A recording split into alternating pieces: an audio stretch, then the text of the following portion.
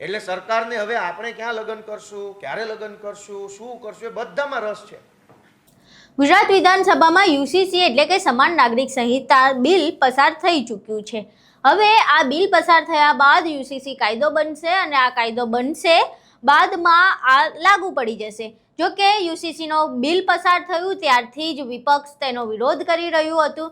એમાંય આમ આદમી પાર્ટી દ્વારા આ વિશે વધારે વિરોધ કરવામાં આવી રહ્યો છે. પહેલા ચૈતર વસાવાની આ મામલે પ્રતિક્રિયા સામે આવી હતી, હવે ગોપાલ ઇટાલિયાની આ મામલે પ્રતિક્રિયા સામે આવી છે.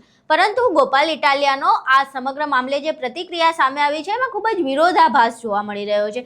કારણ કે ગોપાલ ઇટાલિયા યુસીસી બિલનો વિરોધ કરતા એવું કહી રહ્યા છે કે શું હવે સરકાર એમાં ને એમાં પડી રહેશે કે કોને ક્યાં લગ્ન કરવા, કેવી રીતે લગ્ન કરવા. પરંતુ ગોપાલભાઈનો એક વિડીયો સામે આવ્યો હતો જેમાં એ જ સરકારને આ માટે વિનંતી કરી રહ્યા હતા કે તમે ઇન્ટરફિયર કરો કે કોણ ક્યાં લગ્ન કરશે ને કેવી રીતે લગ્ન કરશે.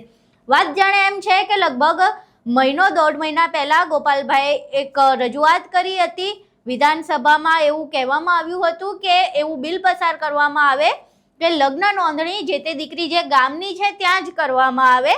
એટલે જે તથાકથિત જે લોકો ખોટા લગ્ન કરે છે અને 18 વર્ષને એમને એવું લાગતું હતું કે 18 વર્ષની દીકરીને છેતરવી ખૂબ સરળ છે, એટલે જે યુવકો છે દીકરીને છેતરી જાય છે અને પછી ગમે ત્યાં જઈને લગ્નની નોંધણી કરાવી દે છે. હવે આ ગોપાલ ઇટાલિયાનું નિવેદન ફરી ગયું છે અને યુસીસીનો વિરોધ કરતા એવું કહી રહ્યા છે કે હવે શું સરકાર આમાં પડશે કે કોને ક્યાં લગ્ન કરવા, કેવી રીતે લગ્ન કરવા. પહેલા એ બંને વિડીયો જોઈ લઈએ જેમાં ગોપાલ ઇટાલિયા પહેલા શું કહેતા હતા અને યુસીસીનું બિલ રજૂ થયું પછી શું કહી રહ્યા છે.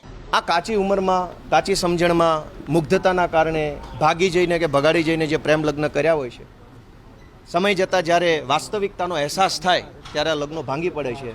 મોટા સ્કેલ ઉપર, લાર્જ સ્કેલ ઉપર ક્યાંય દીકરીના 18 વર્ષે લગ્ન થતા નથી, 18.5 થતા નથી, 19 થતા નથી. સમાજ આગળ વધી ચૂક્યો છે, કાયદો પાછળ રહી ગયો છે. તો હું મુખ્યમંત્રીશ્રીને એક રજૂઆત કરવા આવ્યો છું કે પહેલાં કાયદો પાછળ રહી ગયો છે, સમાજ આગળ નીકળી ચૂક્યો છે, તો કાયદામાં સુધારો કરી દીકરીના લગ્નની ઉંમર 21 વર્ષ કરવામાં આવે તો દીકરીનું ભણતર પૂરું થઈ શકે. માફિયા નેટવર્ક દ્વારા મદદ કરવામાં આવે છે. લગ્ન કરાવવા માટેના એજન્ટો છે અને માફિયા નેટવર્ક છે. એ છોકરા છોકરીઓને પ્રોટેક્શન આપવું, એના લગ્ન કરાવી દેવા, પૈસા લઈને ગમે ત્યાં ખોટા દાખલા, ખોટા સર્ટિફિકેટ, અસલ પુરાવા હોય ના હોય ગમે તેમ કરીને એના લગ્ન નોંધણી થઈ જાય છે. છોકરીના લગ્નની નોંધણી એનું કાયમી નિવાસ સ્થાન એટલે કે એના આધાર કાર્ડમાં જે સરનામું છે એ જ ગામમાં નોંધણી કરવાનો કાયદો લાવવામાં. એટલે કબીલાવાઇઝ સમાજ જીવતો હતો અને પોતપોતાની રીતે કોણ ક્યાં લગ્ન કરશે, કોણ ક્યાં છૂટું થશે, કોણ ક્યાં છોકરા કરશે, બધું જ પોતાની પ્રણાલીથી નક્કી થતું હતું. અને પ્રણાલીગત રીતે સમાજ ઇવોલ્વ થતા આગળ વધતા છેલ્લા 1000 વર્ષમાં પ્રગતિ કરીને સમાજ 2026માં પહોંચ્યો. પછી ભાજપને એમ લાગ્યું કે આ પ્રણાલી ખોટી છે. એટલે સરકારને હવે આપણે ક્યાં લગ્ન કરશું, ક્યારે લગ્ન કરશું, શું કરશું એ બધામાં રસ છે. આજે ભારતના બંધારણના આર્ટિકલ 44નો હવાલો લઈ અને યુસીસી બિલ લાવવામાં આવ્યું.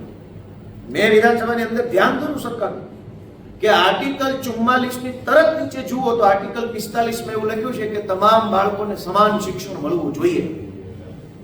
અહીં તમે બંને વિડીયો જોયા જેમાં ગોપાલભાઈ પહેલા કંઈક અલગ કહી રહ્યા હતા. પહેલા એ જાતે જ એવું કહી રહ્યા હતા કે સરકારે આમાં ઇન્ટરફેર કરવું જોઈએ, દીકરીઓને ક્યાં લગ્ન કરવા છે નક્કી કરવું જોઈએ, પોતાના જ ગામમાં જે જન્મ થયો છે એ જ ગામમાં એનું મેરેજ રજિસ્ટ્રેશન થવું જોઈએ, આ અંગે માંગણી કરી રહ્યા હતા. અને હવે આ મામલે જ્યારે કાયદો બનાવવામાં આવી રહ્યો છે ત્યારે ગોપાલભાઈને ખોટું લાગી રહ્યું છે અને કહી રહ્યા છે કે સરકાર હવે નક્કી કરશે કે કોને ક્યાં લગ્ન કરવા, કેવી રીતે લગ્ન કરવા. એટલે રાજકારણીઓનું આવું સામાન્ય છે કે જે પ્રમાણે રાજકીય રોટલા શેકાતા હોય એ પ્રમાણે નિવેદનબાજી થાય. પહેલાં કંઈક અલગ બોલતા હોય, હવે કંઈક અલગ બોલે.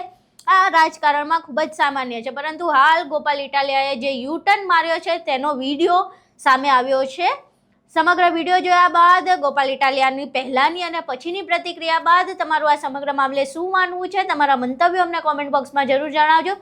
વિડીયો પસંદ આવ્યો હોય તો વિડીયોને લાઇક કરજો, શેર કરજો અને ચેનલને સબસ્ક્રાઈબ કરવાનું ભૂલશો નહીં. નમસ્કાર.